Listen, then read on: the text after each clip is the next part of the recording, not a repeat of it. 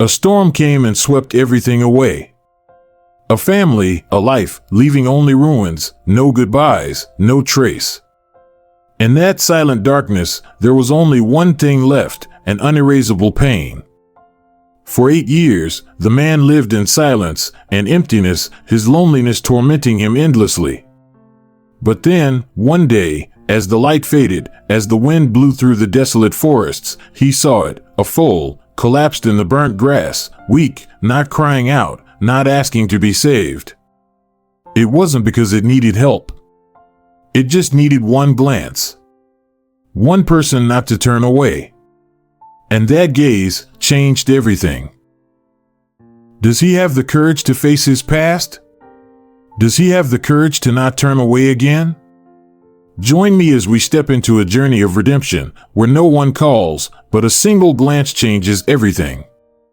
Not all lost souls cry for help. Some just lie there, still, asking for nothing, only waiting to see if anyone has the courage not to look away. Jonas Ashford, 52, lives alone in a gray timber cabin tucked deep into the northern mountains of Wyoming, where the roads end, cell signals die, and no one remembers a man once lived there. 12 years ago, his name echoed through international wildlife biology symposiums. He once stood before packed lecture halls, explaining the survival instincts of wild creatures across prairies and rainforests. But then, a sudden storm tore through Colorado, ripping away his home, his wife, and his 10-year-old daughter in a single night. Their bodies were never found. Only an old grizzly, circling the ruins, as if searching for a part of its own soul lost in the wreckage. Jonas never went back to the university. Never said goodbye. Never held a funeral. He just vanished from the world, as if by erasing himself, the grief would have no witnesses. 12 years passed. He grows his own food, cares for an aging horse, and rebuilds the broken fence around the land his wife once sketched by hand. He survives, but he doesn't live. Every morning begins with a quiet bargain, don't make me dream of them again. But every night, the dreams return. Not nightmares. Just beauty, sharp enough to bleed. Until one March afternoon. The wind shifted. The sky dimmed, like something unseen was about to break. And as he stepped beyond the edge of the pinewood grove, a place no one had crossed all winter, he saw it. A small creature, ash gray, curled in on itself like a handful of cinders forgotten after the fire. No movement. No cry. No resistance. Just breath, shallow and broken, like echoes from the edge of the abyss. No one else was there. No human tracks. No sign of a mother mare. Only a dying soul, and a man too tired to believe in miracles. Jonas Ashford could have walked away. He had before. He'd let silence swallow everything without a single word. But in that moment, something in the foal's eyes made him stop. It wasn't fear. It wasn't a plea. It was something else, something that mirrored the look in his daughter's eyes the last time he ever saw her. Not asking to be saved. Just begging for someone not to turn away. And so, a decision that seemed almost meaningless would become the beginning of two souls' return, one man, one Mustang, both presumed long dead. The story you're about to hear doesn't begin with survival. It begins with a single glance. And sometimes, that's all it takes to change everything. This is not just a rescue. It's the moment an unnamed soul came back. To awaken what little humanity we have left inside us. The wind didn't stop. The ashes no longer rose, but their scent still clung to the soil. Jonas stood still. Roughly 10 feet in front of him lay something that, at first glance, looked like a carcass. A bundle of ash-colored fur, smeared with mud and smoke, gasping shallow breaths across the scorched grass left behind by last night's storm. It didn't get up. Didn't cry. Didn't react. A wild Mustang Foal. No more than 3 weeks old. Its legs folded like snapped reeds. Ears limp. One eye half open, clouded with white, as if it had already seen too much of this world and didn't want to see any more. Around it, nothing. No hoofprints but old bear tracks from 2 days ago. No mare. No herd. No sound, except Jonas's heart pounding like a fist against a hollow chest. He dropped to his knees, instinctively. Not to rescue it. Just to look closer before walking away. His fingers brushed the ridge of its nose. Warm. Not with fever, but the last heat of life, curled tight like a dying ember on cold stone. The foal's eyes shifted barely. It looked at him. Not wide. Not pleading. Just a gaze, like a breeze strong enough to keep a butterfly from falling. "You're dying," Jonas whispered. "So am I. Difference is, I'm stupid enough to drag it out." He had no milk. No veterinary gear. No one to call. The nearest wildlife outpost was 4 hours over rough mountain trails. This creature, Jonas could tell, didn't have to. He stood up. He really meant to leave. His boots took one step. And then, a sound. So faint, it wasn't a cry. Not even a whimper. Just a broken exhale, like a person trying to say a word without vocal cords. Jonas turned. The foal had lifted its head, with everything it had left. Not to beg. Not to plead. But as if it chose to look one more time. God damn it. He shrugged off his coat, spread it on the ground. Slipped both arms under the foal's frame. It was light, barely 20 pounds, but freezing, damp, and so thin he feared its ribs would snap if he gripped wrong. The foal didn't resist. It only exhaled, a sound that almost said. Finally, someone chose not to look away. Mud swallowed his boots. Wind lashed the back of his neck. Every step screamed in his head, "What the hell are you doing, Jonas?" No one answered. Scout, his old horse, jerked at the reins as Jonas hoisted the foal onto the saddle. "Easy," he muttered, unsure if he meant it for the horse or himself. He climbed up, cradling the foal in his arms. One hand on the reins. One hand holding its fragile spine from sliding. Somewhere along the ride back to the cabin, something strange happened. The foal stopped gasping. It didn't improve. It just started to believe that maybe it hadn't been completely abandoned. Jonas didn't know why he was doing this. Maybe it was because his daughter, the one who never made it past 10, once dreamed of owning a gray foal. Maybe it was because he hadn't touched anything living in too damn long. Or maybe because sometimes all it takes to not end yourself is one reason. And today, that reason fit in the crook of his arms. And that is how an unnamed creature was given a second chance. And how Jonas Ashford began crawling back from the death he had chosen. If you think this was a rescue, you're wrong. This was the beginning of a bond, where no names were spoken. And yet, they still found each other at the edge of life and death. Scout, the old horse, walked slowly toward the cabin. Each step careful, deliberate, as if he understood that the weight on his back wasn't just a body, but a soul caught between two worlds. Jonas sat stiff in the saddle, arms wrapped tight around the ash-colored foal. Feeling every short, sharp breath. Sometimes the breath stopped altogether, suspended in the air thick with mud, ash, and dried blood. When the cabin finally came into view, just a dark smudge against the sea of gray snow. Jonas didn't dismount right away. He sat there, still, hands numb, clinging to that fragile body. For a moment, he almost let go. If I lay it down now, If I just let it go, no one would know. No one would blame me. For over 12 years, he had let everything fall. Let friends drift away. Let unfinished promises turn to dust. What meaning could one dying creature possibly have? And yet, those eyes. That look from the forest. Not pleading. Not demanding. Just watching. Just asking. Will you turn away too? And it was that look that had dragged him back, that had stolen from him the right not to care, a right he had mistaken for freedom. Jonas tightened the coat around the foal's shivering body.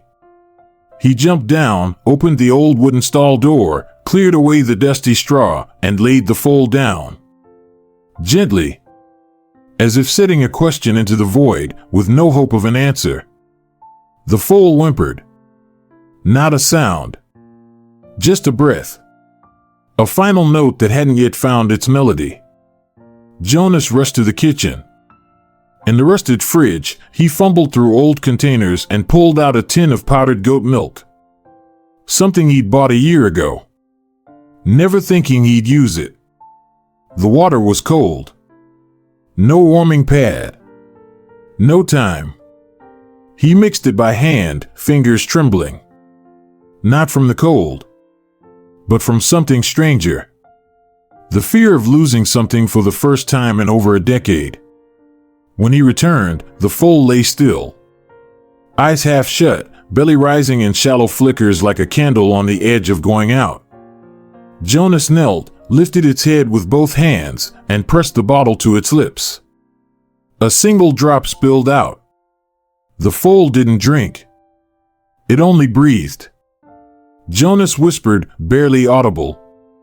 Come on, kid. You don't have to trust me. Just keep breathing. He dabbed a drop onto its lips. Waited. 1 beat. 2. 10. No response. Wind crept in through the doorframe. Ash swirled in the corners of the room. Scout neighed faintly outside, as if calling out to something that was slowly slipping away.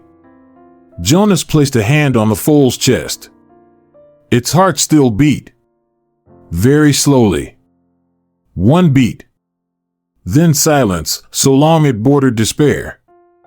He didn't know when he'd lowered his forehead against the foal's. The line had vanished. Between rescuer and the dying. Between man and beast. Between past and present. Just 2 souls. One who had lost everything. One who'd never had anything to lose. Lying together in a wooden cabin, where the wind howled through cracked walls and time itself stood still. And then, a sound. So small, it could have been imagined. The foal sucked gently. Just once. At the milk clinging to its lip.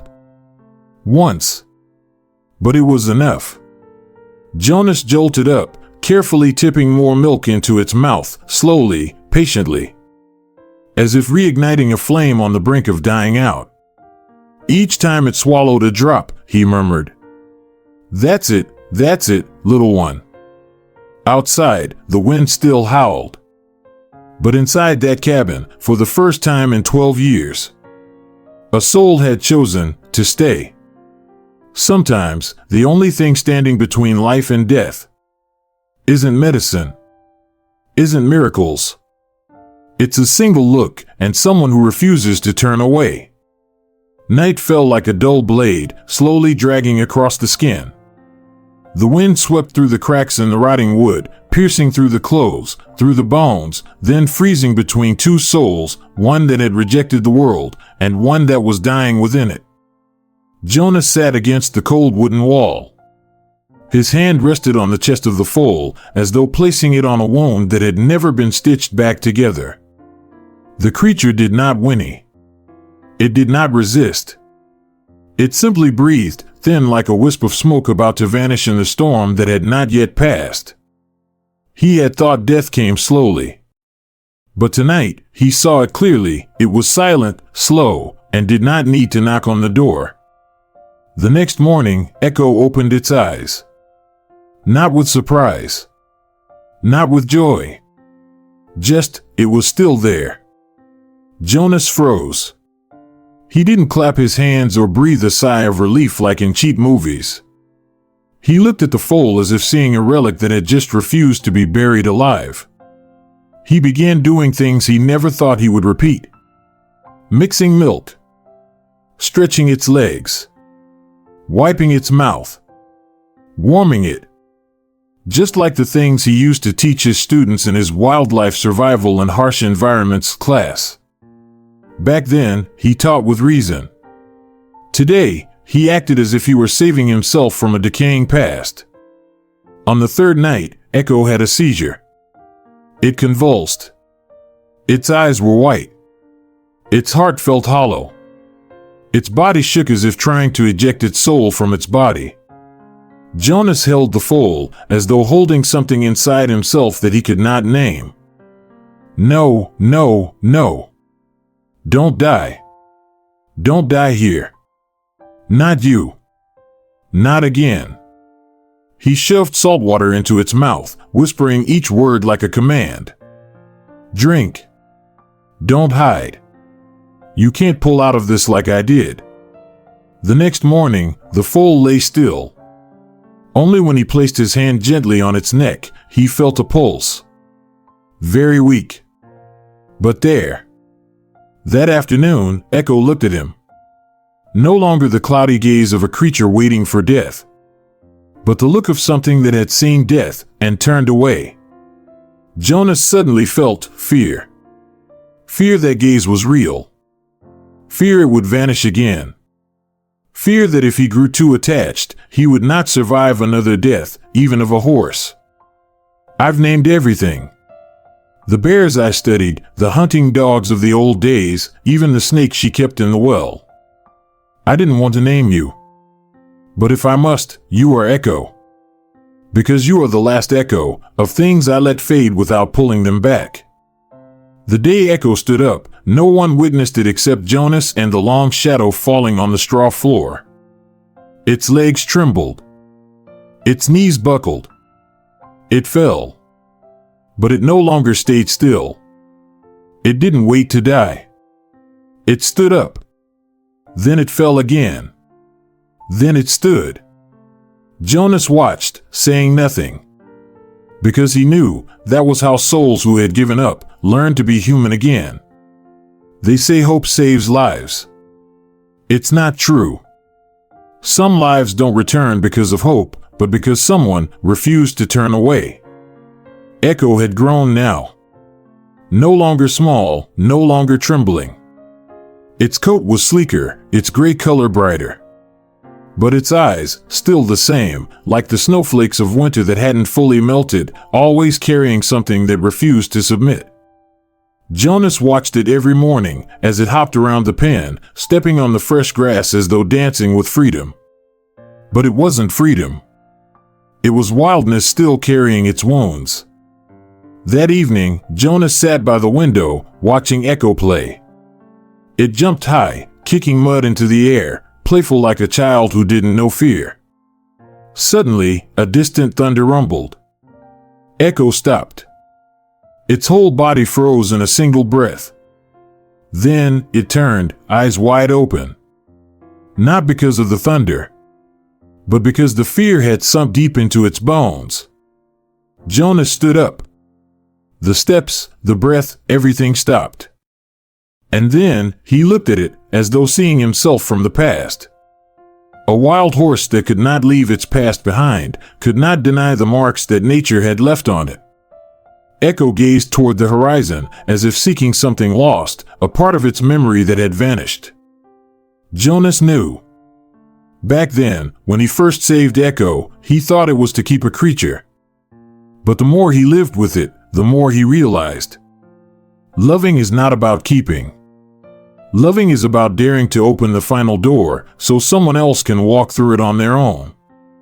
Late that night, as the wind blew through the cracks in the old wooden doors, Jonas picked up the phone. He dialed a familiar number.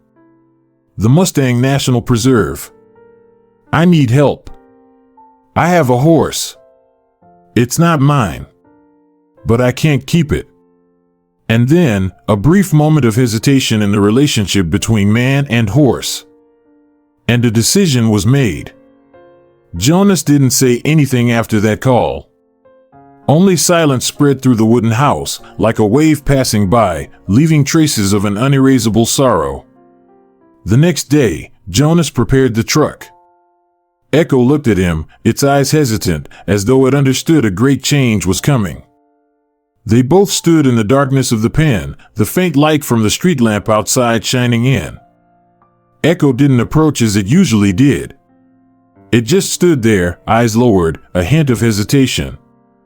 Jonas opened the truck door, pulled out the reins, and stepped inside. Ekko remained still, not daring to move. Jonas didn't force it. You're not mine. But I will always remember you. Ekko slowly stepped forward. One step, then two, it stepped into the truck, as if this was the only choice left for it. Everything moved too slowly. It was like walking through a door that would be closed forever. The road to the remote preserve was winding, rugged, and endlessly long. Jonas looked in the rearview mirror, seeing Ekko in it, its eyes still looking out, never once looking back at him. The feeling was suffocating. A pain that couldn't be described, but also filled with a sense of relief. The horse had never turned back, but it hadn't truly left either. It was stepping into another world, a place where Jonas couldn't follow. When they arrived at the preserve, there were no words. Just a man opening the truck door, stepping out, and letting Ekko step into freedom. To Jonas, it felt like flesh falling into a sea of fire, painful but unavoidable. Go, Ekko. You deserve to live your own life. And then, a miraculous moment. Ekko didn't look back, it just paused for a moment, looked at Jonas before flicking its tail and running toward the herd. A gentle wave, but it shattered the ice in his heart. Sometimes, love is not about keeping. It's about daring to open the final door, to let someone else walk into the future they deserve. Jonas returned to the life of solitude. There were no more thunderclaps, no more shadows of people. Only the wind circling around the old wooden house, now more weathered, like a part of a memory that could never be erased. The door of the cabin was always closed, but like everything else in his life, everything had begun to crumble into dust. Day after day, Jonas worked. Repairing the old fence, tending to the land, checking the stalls. But these tasks no longer gave him answers to the emptiness in his heart.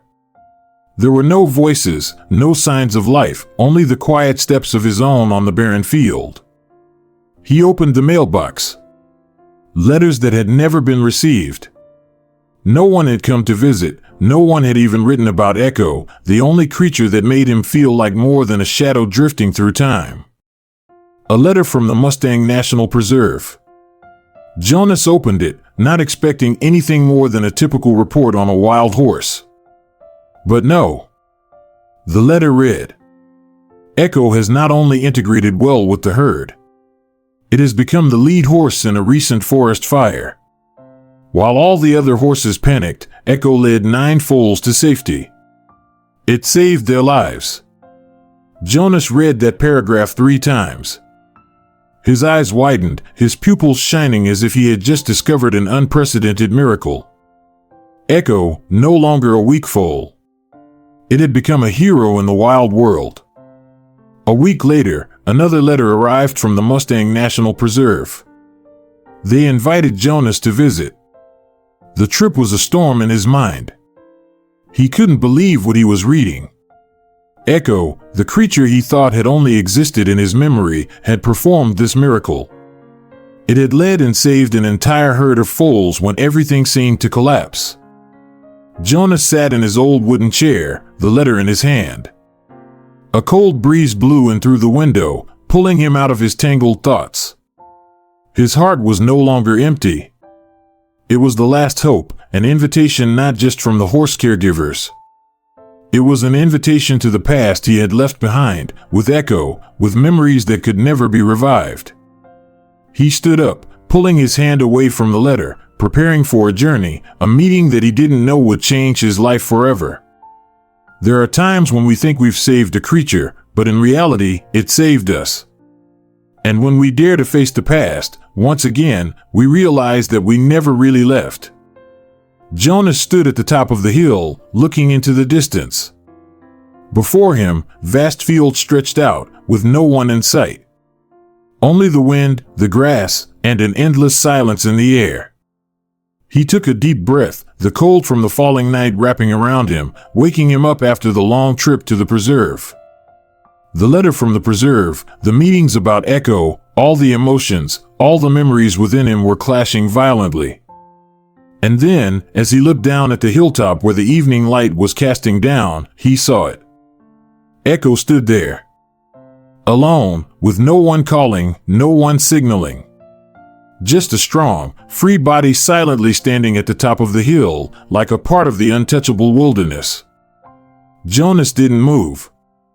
His eyes widened, breath caught. He couldn't believe it. Ekko was standing there, in a place he couldn't reach, in an undefined space, as if it truly belonged to another world. But then, it began to run. No calls. No signals. Just an irresistible return, like a wave rising after a storm. Ekko ran towards Jonas, just like before, when it had left him, when it had entered its own new world. It was fast, powerful, its legs seemed to crush the space between them. Each step it took tore through the air, every beat of its hooves shattering all hesitation, all distance. No longer the weak foal, no longer the abandoned creature. Ekko ran with a speed as if wanting to prove it hadn't left, it had only been waiting for the moment to return. Jonas couldn't move. A vague fear, a strange happiness surged in his chest. The feeling was so real, but also too unbelievable. How could this be real?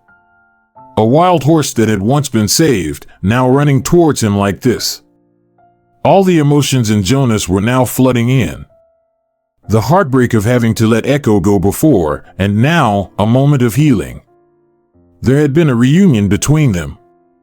No words, no hugs, only the presence of a wild creature stepping out from the old world back into Jonas's life. It didn't need to explain. It was just a return, filled with memories, forgiveness, and an invisible connection. There are times in life when we think we've given up. But the truth is, we were just waiting for the right moment to return, to heal, to prove that love never truly dies. Jonas returned from his visit to the preserve, his emotions a mix of indescribable happiness and lingering sadness. The days at the preserve, witnessing Ekko lead the herd, had made him believe in something deeper, the sense of freedom that he had taken away from it. But now, he understood, it wasn't just him who had given. Ekko had also given him a priceless gift. Then, a few weeks later, on an early winter evening, as the cold wind swept across the barren fields, Jonas looked out the window. The scene before him was almost unbelievable. Ekko stood at the entrance of the farm, silently, surrounded by a circle of snow. It didn't falter, it didn't call out, it didn't seek help. Not because it needed anything, but because it had chosen to return.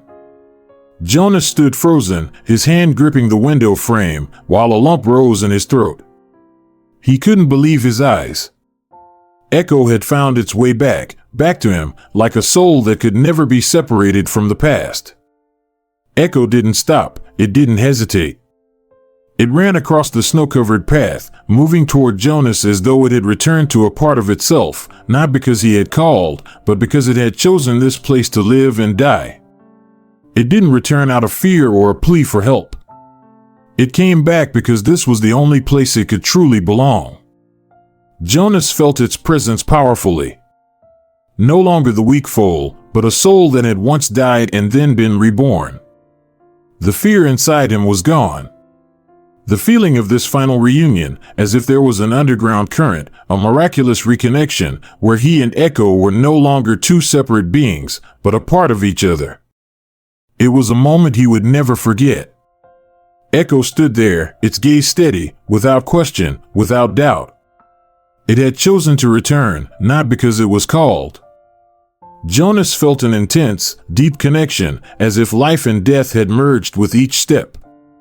There was only one thing: Ekko never left him, even when it had to face death. Jonas stepped outside, his hand gently resting on Ekko's head. Once again in his life, the feeling of peace returned. There are souls that return, not because they were called, but because they chose a place to live and die. And in the end, it's not the calling that matters, it's the choice to come home. Jonas and Ekko spent the remaining years of their lives in silence and peace. Their life was simple, yet not lacking in depth. Each day was a small journey, quiet but meaningful. Jonas grew older, but he no longer felt the haunting loneliness he once had. The silence between them spoke volumes. During these days, Ekko was no longer just a horse, it had become a legend in the village. The children often called it the Silent Guardian because its silence was like an eternal protection, never needing words. But then, Jonas's life was once again turned upside down when he received a letter from the Mustang National Preserve.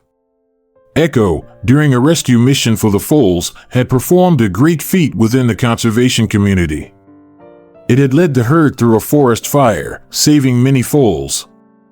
Jonas sat reading the letter, but what he felt was no longer surprise. Instead, a profound sense of something indescribable filled him. Ekko had not only saved itself, but now it had become a legend. This was the first time he understood that the bond between him and Ekko was not just about saving each other. It was a journey of redemption for both of them, a choice they had both made. Then, one day, a few weeks later, as if foretelling the future, Ekko returned. Jonas stood by the window, watching the snow begin to fall, when Ekko entered the farm once again. But this time, it was not because it needed help, it had chosen this place to live and die. Jonas stood frozen, his heart tightening, unable to speak. Ekko did not stop, did not look back, it simply ran toward him, just like before. But this time, it wasn't seeking salvation. It was free, and had voluntarily come back because this was the only place it truly belonged. Jonas stepped outside, his hands reaching out to gently pat Ekko's head. This time, there was no feeling of loss or letting go. Ekko had returned, and this return was not the end, but a moment of rebirth where they could live together without any further binding. Sometimes, love is not about holding on. It's about daring to open the final door so the other can walk on their own path to freedom. In the end, the strongest bond is not built through possession, but through letting go. As the story of one man and a wild Mustang unfolds, we are reminded of a powerful truth. Sometimes, redemption isn't about saving someone else. It's about facing our own shadows and choosing not to look away when the world asks us to. In a life defined by loss and silence, a single glance was enough to ignite a journey that none of us can predict. It teaches us that sometimes, the most profound healing comes not from holding on, but from having the courage to let go and let someone, or something, find their way. The real question is, do we have the courage to face what we've lost? And when we do, will we have the strength to move forward, embracing both the light and the shadows? This isn't just a story of survival. It's a reminder that the most important moments in life aren't always the ones we choose to fight for, but the ones we choose to walk away from, knowing they're finally free. What will you do when it's your turn to choose? The journey of redemption doesn't end here, it's just the beginning. If you believe in the power of choice, of healing, and of finding your way back, join us in this unforgettable journey. Subscribe now, share this story, and let's explore the power of redemption together.